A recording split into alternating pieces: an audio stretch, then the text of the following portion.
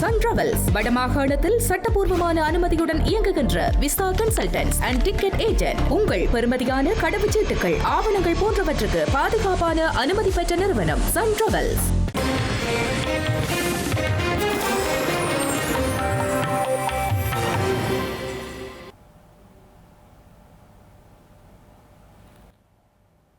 வணக்கம். இது ஐபிசி தமிழின் பிரதான செய்திகள். முதலில் தலைப்புச் செய்திகள்.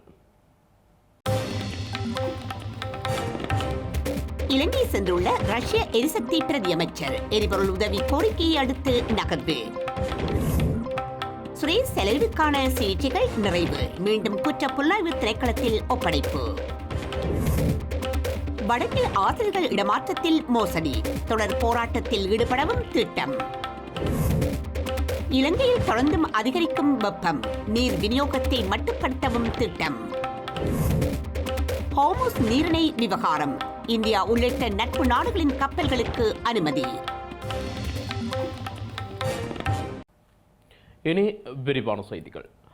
ரஷ்ய கூட்டமைப்பின் எரிசக்தி பிரதி அமைச்சர் ரோமன் மார்ஷின் உத்தியோகபூர்வ விஜயம் ஒன்றை மேற்கொண்டு இன்றைய தினம் இலங்கையை சென்றடைந்துள்ளார். இந்த விஜயத்தின் போது அவர் இலங்கையின் எரிசக்தி துறையின் உயர்மட்ட அதிகாரிகள் மற்றும் அமைச்சர்களை சந்தித்து இருதரப்பு பேச்சுவார்த்தைகளை நடத்தவுள்ளார். ரஷ்யாவின் எரிபொருள் உதவியை கோரி கடந்த வாரம் ஸ்ரீலங்கா வெளியுறவு அமைச்சர் விஜித கேரத் கொழும்பில் உள்ள ரஷ்ய தூதுவரை சந்தித்த பின்னர் இந்த பயணம் இடம்பெறுகிறது. ரஷ்யாவின் எரிசக்தி துறை பிரதி அமைச்சருக்கும் இலங்கையின் நிதித்துறை பிரதி அமைச்சர் கலாநிதி அனில் ஜயந்த பெர்னாண்டோவுக்கும் இடையே இன்று கலந்துரையாடல் நடைபெறவுள்ளதாக ஸ்ரீலங்கா வெளி விவகார அமைச்சு தெரிவித்துள்ளது. இதைத் தொடர்ந்து ரஷ்ய பிரதி அமைச்சர் இன்று ஜனாதிபதி அனுர்குமார் திசநாயக்கவை சந்திக்கவுள்ளார். இலங்கை தனது எரிசக்தி நெருக்கடியை கடந்து செல்ல உதவும் வகையில் இந்த சந்திப்புகளின் போது பல கலந்துரையாடல்களும் உடன்படிக்கைகளும் திட்டமிடப்பட்டுள்ளதாக குறிப்பிடப்படுகின்றது. தொடர்புடைய கலந்துரையாடல்களுக்கு பின்னர் அவர் நாளை வெளி விவகார அமைச்சர் மற்றும் பிரதி அமைச்சருடன் இரவு விருந்தில் கலந்து கொள்வார். எரிசக்தி பிரதி அமைச்சர் 28ஆம் தேதி மீண்டும் ரஷ்யாவுக்கு புறப்படவுள்ளார். கொழும்பு தேசிய வைத்தியசாலையில் அனுமதிக்கப்பட்டு சிகிச்சை பெற்று வந்த அரசு புலனாய்வு சேவையின் முன்னாள் பணிப்பாளர் ஓய்வு பெற்ற மேஜர் ஜெனரல் சுரேஷ் சாலே சிகிச்சையின் பின்னர் மீண்டும் குற்றப்புலனாய்வு திணைக்களத்திற்கு அழைத்து செல்லப்பட்டுள்ளதாக ஸ்ரீலங்கா காவல்துறையினர் தெரிவித்துள்ளனர். ஸ்ரீலங்கா குற்றப்புலனாய்வு திணைக்களத்தின் காவலில் இருந்தபோது ஏற்பட்ட திடீர் உடல்நலக்குறைவு காரணமாக மேஜர் ஜெனரல் சுரேஷ் சலே கொழும்பு தேசிய வைத்தியசாலையில் அனுமதிக்கப்பட்டிருந்தார். அங்கு அவருக்கு தேவையான மருத்துவ சிகிச்சைகள் வழங்கப்பட்ட பின்னர் வைத்தியசாலை அதிகாரிகளின் பரிந்துரைக்கமைய மேலதிக விசாரணை நடவடிக்கைகளுக்காக அவர் மீண்டும் குற்றப்புலனாய்வு திணைக்களத்திடம் ஒப்படைக்கப்பட்டுள்ளார். சுரேஷ் சலே தற்போது குற்றப்புலனாய்வு திணைக்களத்தினால் முன்னெடுக்கப்பட்டு வரும் விசேட விசாரணை ஒன்றின் நிமித்தம் தடுத்து வைக்கப்பட்டு விசாரணைக்குட்படுத்தப்பட்டு வருகின்றார். வடக்கில் ஆசிரியர்களின் இடமாற்றம் தொடர்பான கோரிக்கையினை மாகாண கல்வி திணைக்களம் பரிசீலனை செய்யாது மீண்டும் ஒரே ஆசிரியர்களுக்கே இடமாற்றம் வழங்குவதாக தெரிவித்து இன்றைய தினம் வடக்கு மாகாண பொதுச் சேவைகள் ஆணைக்குழுவிற்கு முன்பாக கவனஈர்ப்பு போராட்டம் ஒன்று மேற்கொள்ளப்பட்டுள்ளது. இந்த போராட்டம் தீர்வு கிடைக்காத பட்சத்தில் தொடர் போராட்டமாக மேற்கொள்ளவும் திட்டமிடப்பட்டுள்ளது. இன்றைய நாள் நாங்கள் வடமாகாண பொதுச்சேவை ஆணைக்குழுவுக்கு முன்னாலே வந்த ஒரு கவனஈர்ப்பிலே ஈடுபட்டிருக்கின்றோம். ஏற்கனவே வெளிமாவட்ட சேவைகளை அல்லது வெளிமாவட்ட சேவைக்கு ஒத்த சேவைகளை பூர்த்தி செய்தவர்களுக்கும் வடமாகாண கல்வி அமைச்சும் வடமாகாண கல்வி திணைக்களமும் வடமாகாண ஆளுநரும் சட்டவிரோதமான முறையிலே வந்து உடந்தையாக இருந்து சேவையின் தேவை என்கின்ற இடமாற்றத்தினூடாக ஒரு வெளிப்படைத்தன்மை இல்லாமல் தொழிற்சங்கங்களினுடைய பங்களிப்பு எதுவுமே இல்லாமல் முறைகேடாக நடக்க வேண்டும் என்கின்ற ஒரே நோக்கத்தோடு தங்களுடைய உறவுகளையும் தங்களுக்கு வேண்டியவர்களையும் தங்களுடைய அரசியல் நிகழ்ச்சிகளிலே செயற்படுபவர்களையும் பாதுகாப்பதற்காக ஒரு மிக மோசமான இடமாற்று நடைமுறை ஒன்றை வந்து அமுல்படுத்தி இருக்கிறார்கள்.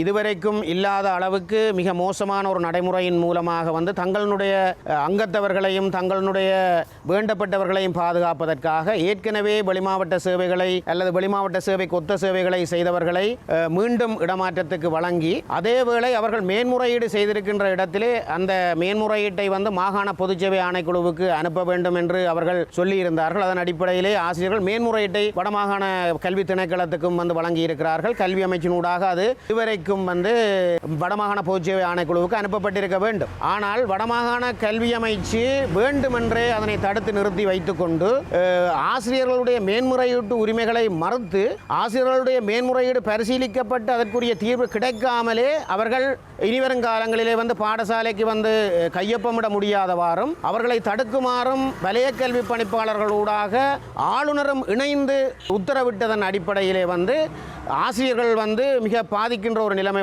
காணப்படுகிறது. இதற்கு நீதி கிடைக்கும் வரை நாங்கள் போராடுவதாக எண்ணி இருக்கின்றோம். அது நீண்ட போராட்டமாக இருந்தால் அது மிக பாரிய அளவிலே விஸ்தரிக்கப்படும்.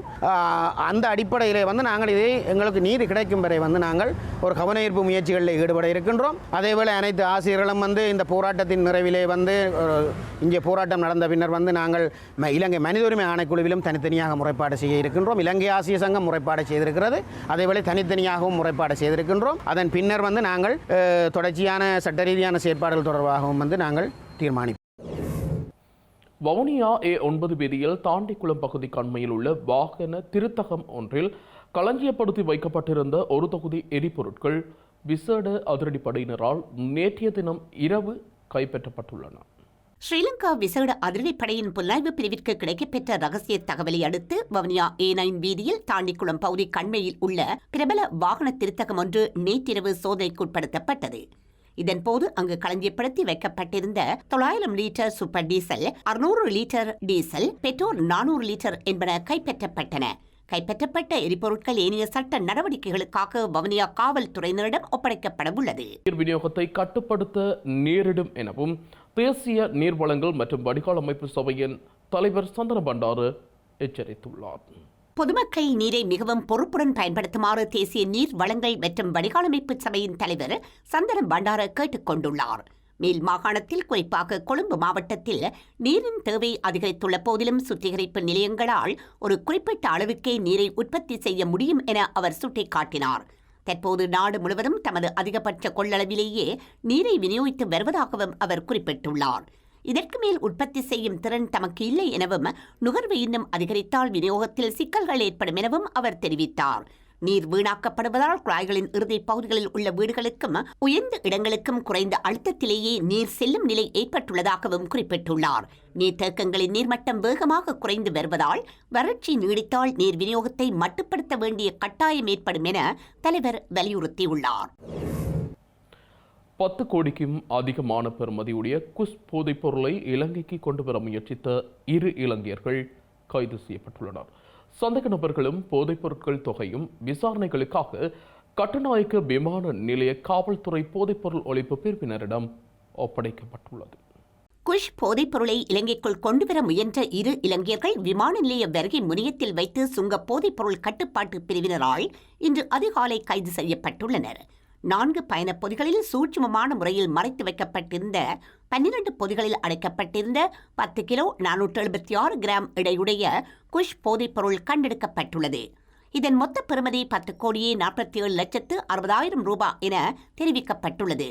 கைது செய்யப்பட்டவர்கள் பொகவந்த்லாவு பகுதியைச் சேர்ந்தவர்கள் என அடையாளம் காணப்பட்டுள்ளனர். இவர்களில் 25 வயதுடைய ஒருவர் துணிக்கடை ஊழியர் என்பதும் 26 வயதுடைய மற்றவர் சாரதி என்பதும் விசாரணையில் தெரியவந்துள்ளது. தாய்லாந்தின் பேங்காக் நகரில் போதைப் பொருளை கொள்வனவு செய்த இவர்கள் பின்னர் இந்தியாவின் புதுடெல்லிக்கு சென்று அங்கிருந்து AL3203 ரக விமானம் மூலம் இன்று அதிகாலை 5:20 அளவில் கட்டுநாயக்க விமான நிலையத்தை வந்தடைந்துள்ளனர். மேலதிக விசாரணைகளுக்காக சந்தேக நபர்களும் போதைப் பொருள் தொகையும் கட்டுநாயக்க விமான நிலைய காவல்துறை போதைப் பொருள் ஒழிப்பு பிரிவினரிடம் ஒப்படைக்கப்பட்டுள்ளனர். திருகோணமலை தோப்பூர் பிரதேசத்திற்குள் இன்றைய தினம் அதிகாலை புகுந்த காட்டு யானைகள் பயன் தரு தென்னை மரங்களை சேதப்படுத்தியுள்ளதாகவும் குறித்த பகுதி மக்கள் கவலை வெளியிட்டுள்ளனர். எனவே யானைகளை கட்டுப்படுத்துவதற்காக உடனடியாக உரிய அதிகாரிகள் நடவடிக்கை எடுக்க வேண்டும் எனவும் கண்ணீருடன் கோரியுள்ளனர். திருகோணமலை தோப்பூர் பிரதேசத்தில் சுமார் 10 காட்டு யானைகள் மக்கள் நடமாடும் பகுதிகளில் நடமாடித் திரிவதாக குறித்த பகுதி மக்கள் விசனம் வெளியிட்டுள்ளனர். குறித்த காட்டு யானைகள் தோப்பூர் அல்லை குளத்தை அண்டிய பகுதியில் நடமாடித் திரிவதாகவும் இவை மாலை வேளையில் குடிமனைகளுக்குள் நுழைவதாகவும் பிரதேச மக்கள் தெரிவித்துள்ளனர். குறித்த காட்டு யானைகள் நேற்றிரவு தோப்பூர் பிரதான வீதியை கடக்க முற்பட்ட போது பொதுமக்களால் விரட்டிவிடப்பட்டிருந்தது.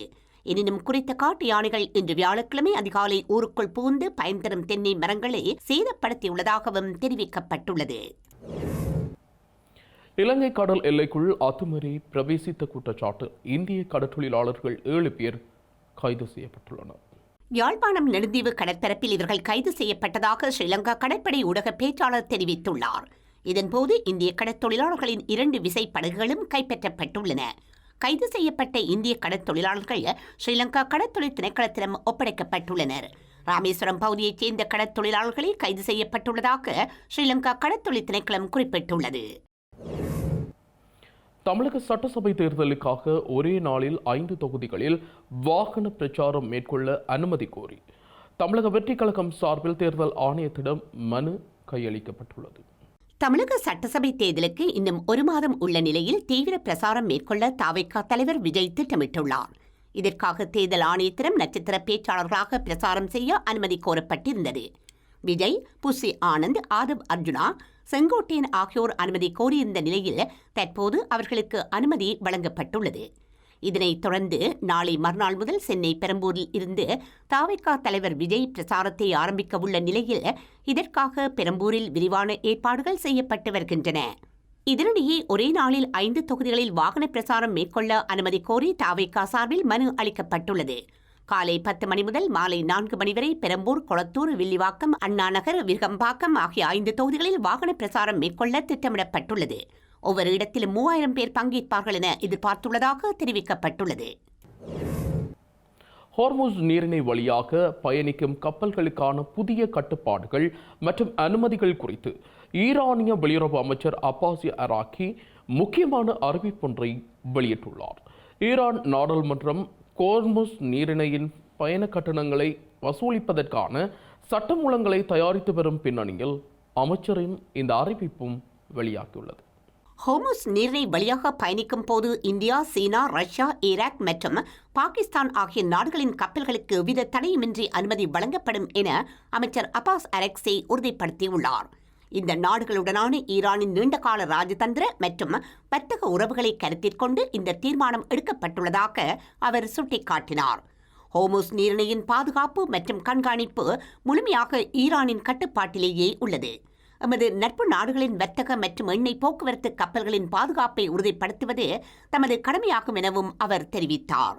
இதேவேளை இந்த பிராந்தியத்தில் பதற்றத்தை உருவாக்கும் ஏனைய நாடுகளின் கப்பல்கள் மற்றும் ஈரானுக்கு எதிரான நடவடிக்கைகளில் ஈடுபடும் தரப்புகளின் நடமாட்டங்கள் குறித்து கடும் கண்காணிப்பு நிலவும் என்றும் அவர் எச்சரித்துள்ளார். செய்திகளின் நிறைவாக மீண்டும் தலைப்புச் செய்திகள். இலங்கை சென்றுள்ள ரஷ்ய எரிசக்தி பிரதி அமைச்சர் எரிபொருள் உதவி கோரிக்கையை அடுத்து நகர்வு. சுரேஷ் செலவிற்கான சிகிச்சைகள் நிறைவு. மீண்டும் குற்ற புலனாய்வு திணைக்களத்தில் ஒப்படைப்பு. வடக்கில் ஆசிரியர்கள் இடமாற்றத்தில் மோசடி. தொடர் போராட்டத்தில் ஈடுபடவும் திட்டம். இலங்கையில் தொடர்ந்தும் அதிகரிக்கும் வெப்பம். நீர் விநியோகத்தை மட்டுப்படுத்தவும் திட்டம். ஹோர்முஸ் நீரிணை விவகாரம். இந்தியா உள்ளிட்ட நட்பு நாடுகளின் கப்பல்களுக்கு அனுமதி.